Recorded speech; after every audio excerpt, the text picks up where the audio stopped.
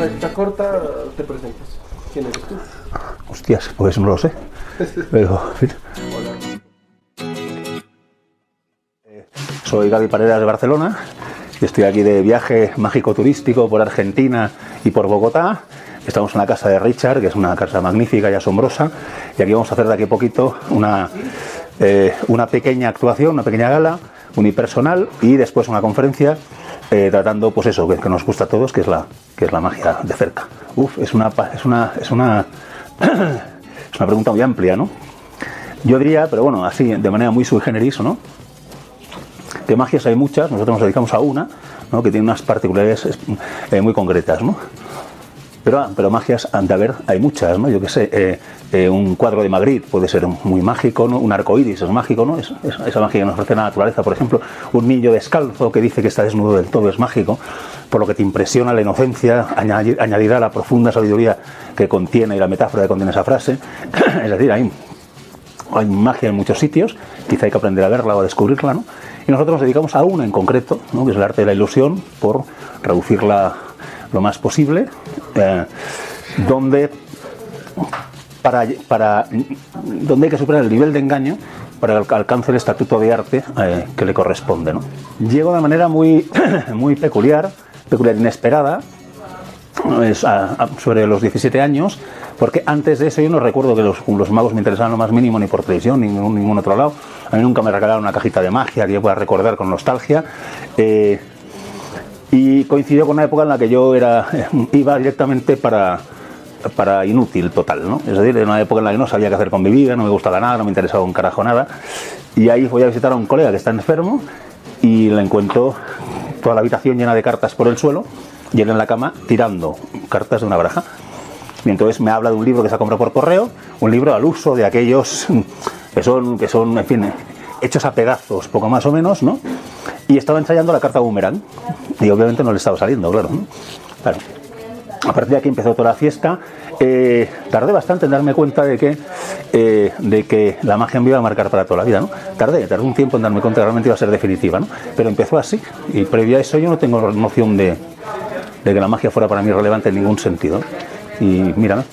Bueno, paso por una etapa, vamos a llamarle crítica, sin grandes tragedias tampoco, ¿no?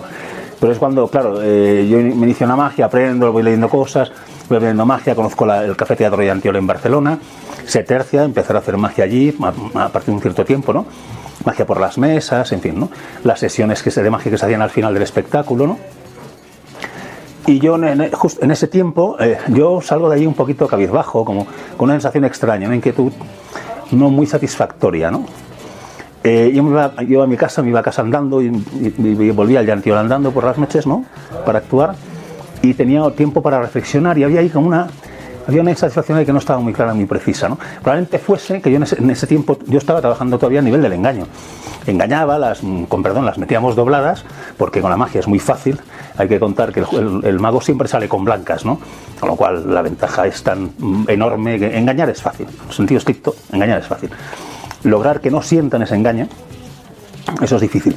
Y justo en ese momento, en ese punto, aparece Ascanio, me regala un compañero, un amigo, me regala la primera parte de la magia de Ascanio, publicada por la Escuela Mágica de Madrid, y de pronto todo cambia, ¿no? Se abren literalmente, va a sonar exagerado, ¿no? Pero se abren literalmente las puertas del paraíso y de pronto tomo conciencia de que hay algo más, que esto no es solo eso, porque si era solo eso, quizá lo hubiera dejado, si no llega a producirse este encuentro feliz, ¿no? con la teoría ascaniana, ¿no? Y ahí salvé el culo. Y muy bien, maravillosamente bien, impepinablemente. Claro, y yo tuve mucha suerte con ese referente que es Arturo de Ascanio, porque además era un hombre culto, aunque pensaba, reflexionaba, era sensible a su práctica y a su arte. Tenía grabado ese comentario de Fred Capps que decía que el mago es mente, corazón y manos, y lo aplicaba a través de una técnica depuradísima que creaba con una perfección pocas veces vista su concepción, o sea que se aplicaba y reflexionaba sobre su arte, ¿no? Es decir, educaba su mente. Y después una persona que tenía una gran sensibilidad artística, puesto que leía poetas. Yo me acuerdo cuando hago los trabajos previos para la depuración constante de lo mismo, que es el libro que escribí sobre él, yo hago una recopilación de contenidos y material previo, y alcanzo a recopilar un volumen de citas, todas tal cual él las había publicado en sus diferentes libros autobiográficos, etcétera, etcétera. O sea, lo que era susceptible de ser consultado, es decir, cosas publicadas en revistas y en otros lados, ¿no? Y me sale no menos de unos 250 personajes de todo tipo, científicos, artistas, músicos, actores de teatro, bailarinas, yo qué sé, todo tipo de gente, ¿no? De todo tipo, de toda época, ¿no? Leía García Lorca, más allá de que fuera homosexual y eso no le gustaba, ¿no? Pues lo decía una anécdota muy bonita de, bueno, hay que entender al personaje también en la época, pero él decía, hombre, dice, Pablo, esa Lorca con esa belleza y esa, y obviamente es un hecho, ¿no? Dice, y cuando después te enteras que está dedicado a un señor con bigote, hombre, es que te entra como una... Bueno, era una anécdota divertida, hay que perdonárselo, ¿no? Por el momento y las circunstancias, ¿no? Que concurrieron en aquel tiempo, ¿no? Pero era un tío culto y por tanto te educaba.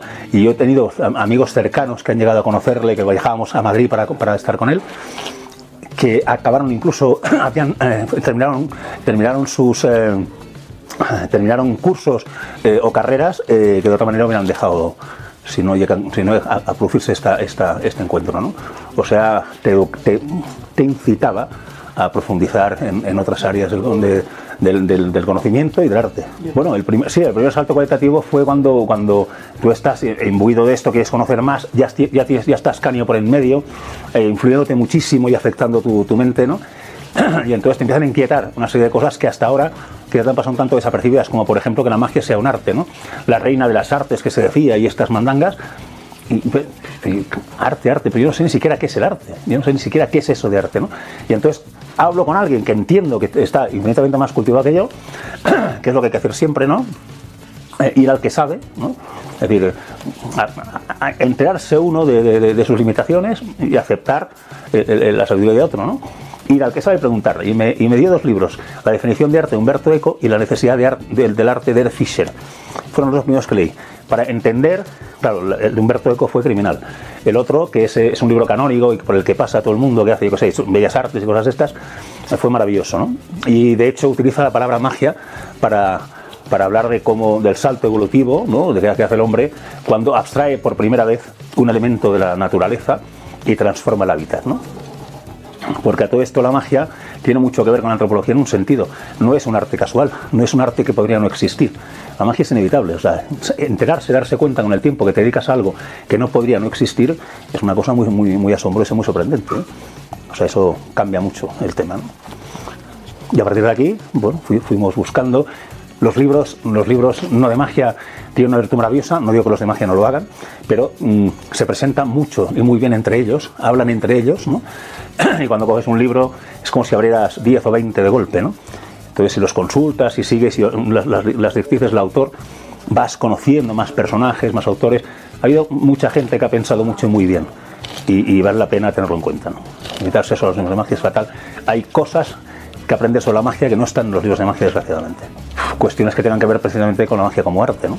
Es decir, cómo entender que la magia sea un arte, cómo lo haces, ¿no? Tienes que leer a otros autores que hablan de su práctica artística, yo qué sé, y educar tu sensibilidad. Por ejemplo, yo tenía una colección de libros que les llamaba libros para la sensibilidad, ¿no? Que eran libros no de magia que me educaban a mí en esa área, ¿no?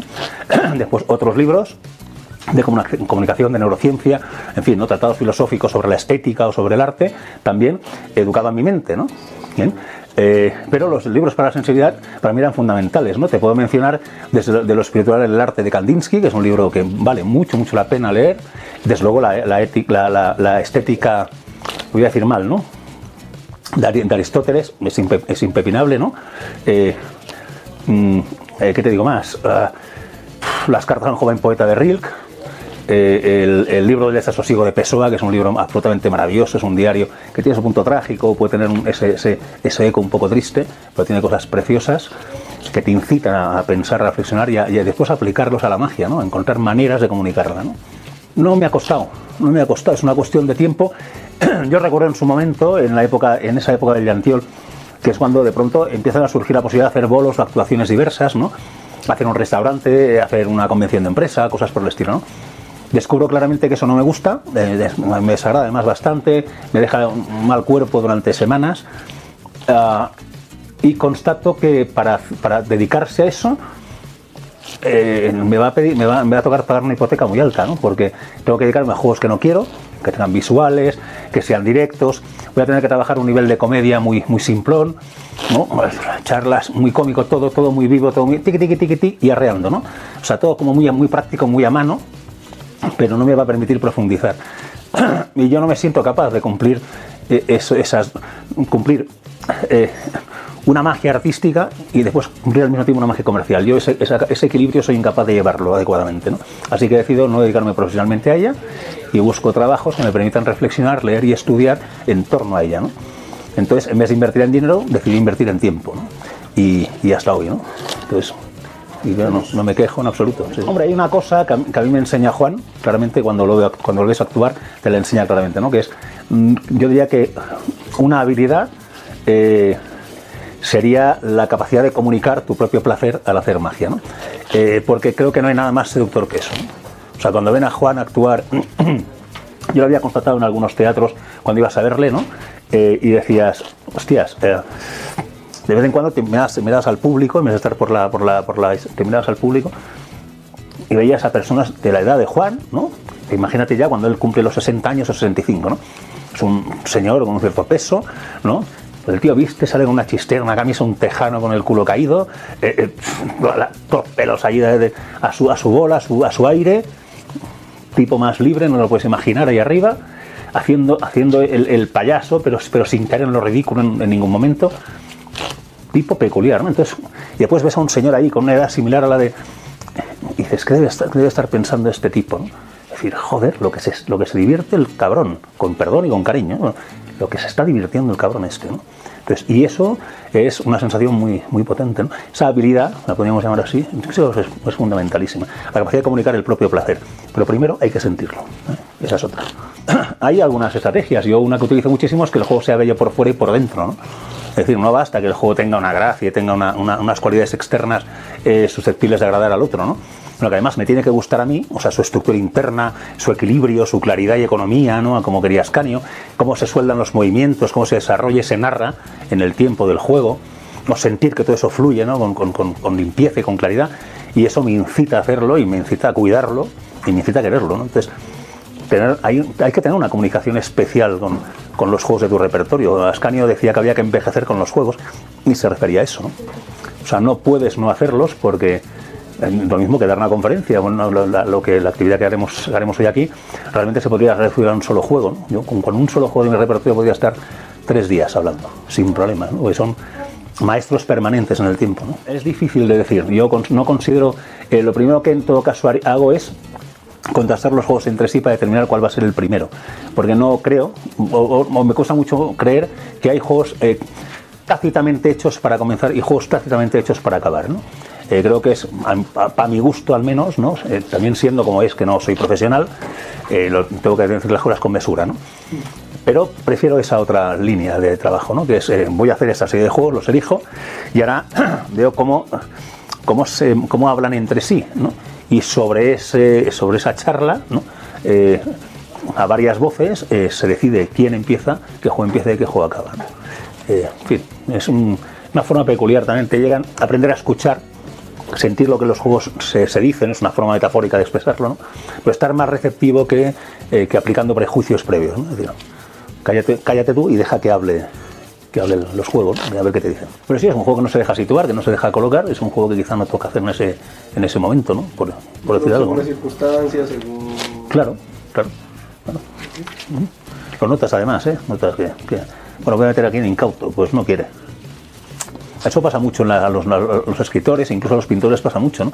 De pronto un cuadro que había unas pretensiones figurativas, algún tipo de, yo qué sé, que iba a ir en una dirección, de pronto empieza a elevarse el color azul y el pintor no puede hacer nada, pero bueno, pero no es el que lo pinta, no será el que... No puede decir lo que le salga de las narices, pues no puede. De pronto la obra se empieza a imponer y en novela pasa igual, ¿no? Un personaje de pronto va a morir y el autor no puede no seguir los designios que la propia novela le va marcando. O sea, de pronto se invierten los papeles y quien manda no es el escritor.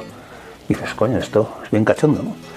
Eso requiere integrarse muy bien con la obra. Bueno, yo hace mucho tiempo que vivo de renta, es decir, todas las mejores ideas se acabaron a partir de los 35, básicamente porque a partir de una cierta edad yo cada vez que he tenido una idea buena me ha costado hasta que se me pase. O sea, digo, uy, esta idea es cojonuda, pues venga, a tumbarse y dejar que pase de largo la ideita, largo, fuch, porque llevan un trabajo ingente. Una buena idea es en parte una cabronada, porque te va a llevar un trabajo y un curro para llevarla, pulirla, afinarla, tiempo, dedicación, probarla y hacerla, y ya no estoy para eso, ¿no? Yo ya no estoy para trabajar en esa línea, sino para profundizar en otras, ¿no? Yo no tengo muchas ganas de conocer más, pero llevo mucho tiempo que tengo muchísimas ganas de conocer mejor lo que ya sé y de profundizar en ello, ¿no? Entonces, ya no tengo ideas, vivo de renta, hasta los 35 años surgieron muchas ideas, fue muy revolucionario todo y fue muy intenso, y hay muchos juegos, muchas variantes, muchas hostias de las que yo he disfrutado y sigo gozando con ellas y que me siguen acompañando desde hace 20 o 30 años, tranquilamente, ¿no? No me hacen falta juegos nuevos. Bueno, cambia con los tiempos, claro, a medida que vas creciendo, vas aprendiendo. Fíjate que estamos metiendo por en medio, a medida que transcurre el tiempo, que eso no lo parece, ¿no? Por ahí se va tejiendo un tapiz, ¿no? Que está entretejido de pensamientos, por ejemplo, de Luis García, de la concepción ascaniana, de las lecturas diversas de toda índole, ¿no? De arte, de cine, de guión, de literatura, ¿no? De ensayo, de poesía, de arte, ¿no? De estética, tanto en la parte literaria y ensayística como también libros sobre arte, como leer a Gombrich o yo qué sé, ¿no? La mitología y orientalismo, como era la mitología en Joseph Campbell, que es maravilloso, ¿no? El héroe de las 1000 caras. Todo un poti que se va gestando ahí. Después llegas a la comunicación, lees libros sobre comunicación, neurolingüística, te metes, yo qué sé, con Edward de Bono y el pensamiento creativo, y hostias, y fíjate, todo eso va tejiendo cosas, ¿no? Y se te mezclan con conocimientos mágicos que se van depurando, con lecturas diversas, ¿no? Que van también depurando tu pensamiento y te hacen ver distinto también el paisaje, ese paisaje común al que llamamos magia, ¿no? Y la magia ficcional llega cuando tomo conciencia de que parece que solo hay, ¿no? Que solo hay una línea de pensamiento, ¿no? Muy concreta, que es lo que le doy en llamar por oposición magia realista, ¿no? El concepto de magia realista tampoco existía, no se entendía así, ¿no? Esto viene de la literatura, claro, ¿no? Realismo, ficción, en fin, esos son mecanismos, son conceptos que se utilizan ahí, ¿no? Entonces la magia ficcional primero nace como contrapunto, es decir, la gente tiende a describir, a reiterar los hechos, los magos tienden a ser magos ateos, es decir, en el sentido de que niegan al dios truco, ¿no? Es una forma de crearlo, ¿no? El ateo es lo que hace cuando niega a Dios, lo que está haciendo es crear, pero de manera negativa, un ente, ¿no? Para poder negarlo tiene que existir algo que negar, ¿no? Entonces, una paradoja extraña, ¿no? Entonces, negando el truco lo creas, lo construyes y se lo haces presente al espectador de un modo u otro, ¿no? Entonces, después está un Ren-Laban, que es un elemento absolutamente excepcional, que es un mago creyente, ¿no? Él sí cree en el truco, cree en el arte del artificio y además considera que como artista, que es un grado más, es un artista mago, no es un mago, es un artista mago, que es una cosa distinta, ¿no? Eso Roberto Mansilla lo explica muy bien. Ren-Laban cree que diciendo, ¿no? Que esto tiene truco, que esto es un artificio, por contraste, si no lo captas, no lo captarás gracias a mi arte, ¿no? Entonces él impone su condición artística frente al artificio, ¿no? Esto que tiene truco se convierte en arte por mor de mi talento, ¿no? Y de mi capacidad, ¿no? Entonces, en sus conversaciones, en su forma de hablar, de expresarlo, cómo narra y cómo desarrolla sus versaciones, lo ves claramente, ¿no?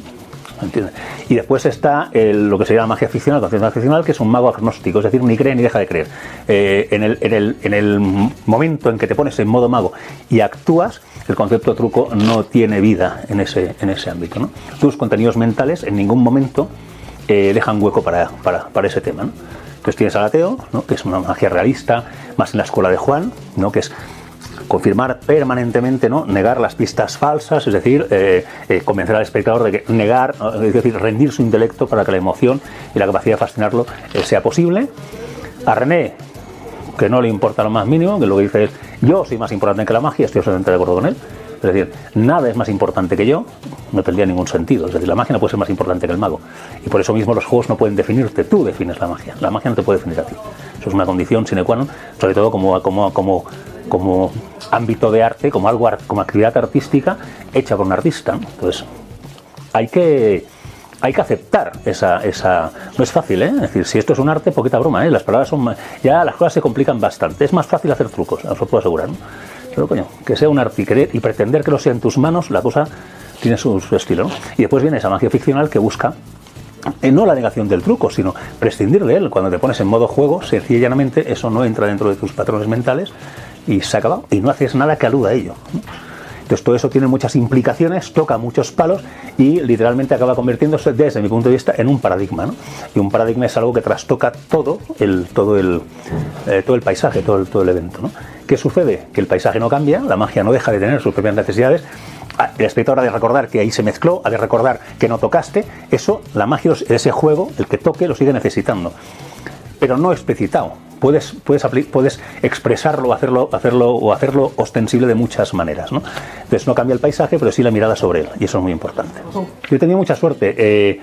Yo crezco a través del concepto de magia ficcional, se va depurando, se va puliendo, se va consolidando, se va enriqueciendo, profundiza en diferentes aspectos de la magia, gracias a que yo tengo muchas charlas en aquel tiempo con gente maravillosa, como puede ser, no me quiero dejar ninguno, porque sería una putada, pero tengo un montón de gente como Gea en Madrid, que copas tú, Ricardo Rodríguez, me voy a dejar gente en Barcelona con Joaquín, con Ricardo Vizcarra, Joaquín Mate, Ricardo Vizcarra. Me voy a dejar Javier Piñeiro, ¿no? Que ahora ya está, creo que ahora no sé dónde está destinado. La última vez que supe de él estaba en Nueva York viviendo. Los hermanos Piccola, por ejemplo, ¿no? Que también entraron en esa vorágine. Pude hablar con muchísima gente, seguro que me dejo a alguien, le pido 1000 perdones, porque bueno, el respeto es máximo. Gracias a todas esas conversaciones y a esa generosidad, yo también crecí mucho, ¿no? A través de esto, ¿no? Después compartimos ideas, compartimos sensibilidades. Y después cada uno, dado que nunca se estableció un canon de lo que era la magia ficcional, nunca se hizo una definición, pues tampoco hacía falta. Todo esto viene de inquietudes propias que después se comparten. No hay una pretensión de verdad o de búsqueda de algo que tiene que asentarse con absoluta solidez y consistencia. No. Todo esto parte sencillamente de inquietudes propias que se van alimentando, ¿no? Y que desembocan en esto, ¿no? En esto a lo que le llamamos magia ficcional, que está todavía por decidir exactamente qué puñetas es, ¿no? Pero lo bueno de eso es que cada cual hizo de eso lo que le salió de las narices, ¿no? Y eso es muy bueno. Y claro, además coincide con gente que con los años empezaron a viajar muchísimo, son magos excepcionales. Y entonces viajan a infinidad de congresos por todo el mundo, se mueven por todos lados y además tienen la generosidad de mencionarte. Entonces de pronto por ahí se gesta todo un pollo y yo estoy en mi casa tranquilamente rascándome las narices, ¿no? Ensayando un jueguecito, haciendo mis puñetas, y mientras estando por ahí fuera está pasando, gracias a la generosidad de todos estos colegas, ¿no? O sea que poca broma, ¿no? No es muy relevante para donde vaya, ¿no? En realidad no es muy relevante. A veces me dicen, tú, es que te vas a comprometer con eso y tienes que escribir algo, no sé cuánto. Yo no creo que eso sea interesante. O sea, está bien que haya un choque, ¿no? Que eso revierta en algo, que revolucione, que haya chispa, que es lo que faltaba. O sea, no es negar nada, al contrario, ¿no? Es que si solo hay una perspectiva, es mucho más difícil crecer, ¿no? Si no hay un elemento de oposición con el que contrastar las ideas, ¿no? Entonces, eso en sustancia ya sería justificación suficiente para que el concepto de magia ficcional, sea lo que sea, ya exista, ¿no? Para ser un encontronazo, un tropiezo que te hace pensar o replantear de nuevo las cosas que quizá por obvias ya las has dejado estancadas ahí, ¿no? Y el arte crece porque aprendes a preguntar cada vez mejor. No se rige por verdades absolutas, ¿no? Cada nueva jornada de artistas rajan ese paraguas que la generación anterior ha construido, ¿no? Ya ha pintado, ya ha pintarrajeado, ya ha hecho ahí sus cosas. Llegará una generación nueva con una tremenda falta de respeto merecida, rasgará ese paraguas y creará otro distinto, ¿no? O sea que sí, delicioso, maravilloso. Eso me ha permitido a mí una cosa, soñar cerca de 9 años, en 9 años ya dedicados a la escuela del Cartomagia Club en Barcelona, y eso depende de una cosa brutal, que es desplegar todo el conocimiento acumulado, ¿no? El conocimiento se plega para tener sitios, se automatizan datos y elementos, ¿no? Cuando tienes que contárselos a otro, tienes que hacerlo entender a otro y que el otro lo haga, pasan cosas tremendamente alucinantes, ¿no? Y primero porque tienes que lograr que esa persona entienda que le estás pidiendo, ¿no? Y para eso tienes que desplegar ese conocimiento adquirido, es decir, pero ¿por qué no le sale? Empieza a buscar ahí y ese dedo que pones, no entiendes. Porque tú tampoco te acuerdas, eso está tan metido en vena que no distingues el detalle, ¿no? Hasta que al final sale, ese detalle acaba saliendo. Entonces, después de 8 años, hostias, sé muchas cosas, o sea, soy consciente de muchas cosas que sabía. Esa es una, ¿no? Y la otra, la virtud de que te permite pasar. Yo habré explicado la carta soñada, que es un juego muy sencillo, pero absolutamente maravilloso, lo habré contado, lo habré enseñado yo no sé qué montón de veces. He pasado tantas veces por allí que me sé hasta la última rendija del juego, hasta el último ladrillo, me lo conozco todo del juego, ¿no? Y eso tiene implicaciones también, ¿no? Porque a nivel creativo, hostias, pules, de cines. Eso es un privilegio que pocos magos tienen, ¿no? La recomendación, a partir de un cierto momento de madurez artística y mágica, sería dedicarse a enseñar. 2 añitos enseñando, y te pueden sentar de maravilla, absolutamente. No como negocio, que esa es otra historia. No quiero competencia, a ver si me entendéis. No quiero que nadie se ponga aquí a competir. Pero sí que es un proceso pedagógico fascinante para cualquiera, que es intentar enseñarle a otro. Con eso aprendes, reeducas lo que ya sabías. Que se dejen ilusionar fundamentalmente, que no caigan en la tentación muy fácil de querer saber cómo se hace todo sin saber hacer nada, ¿no? Sí, esa tendencia a conocer el truco sin la pretensión de llevarlo a cabo es nefasta, porque si tú no puedes ilusionar, si a ti no te pueden ilusionar, difícilmente vas a poder ilusionar a otro, ¿no?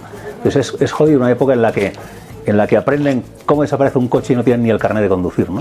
Entonces no tiene mucho sentido. Entonces tiene un punto trágico, ¿no?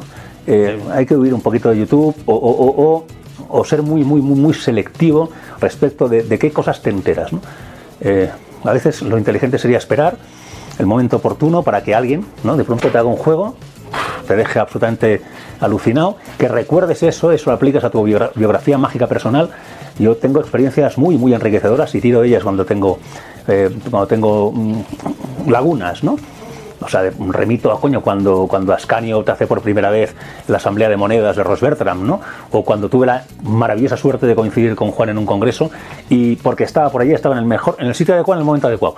Y entonces me hizo la carta de helicóptero de Sladini. O sea, eso no tiene precio, vamos. Exactamente, eso es la evidencia de lo imposible en estado puro. Entonces, ¿qué es lo imposible? ¡Pum! A la biografía mágica personal, que está ahí guardada, cuidada y bien tramadita, siempre fresca, siempre bien, para poder consultar ese libro metafórico que es tu memoria y tirar de él, ¿no? Decir, hostia, eso era lo imposible, vamos a ver si lo consigo con esto, ¿no? Eso es muy... Si te enteras de todo sin saber hacer nada, esa biografía mágica personal va a ser muy pobre, ¿no? Y eso no es bueno. Nada, un auténtico placer. Nos quedan 1000 horas, pero hay que parar. Perfecto, muy bien. Muchas gracias. A ti.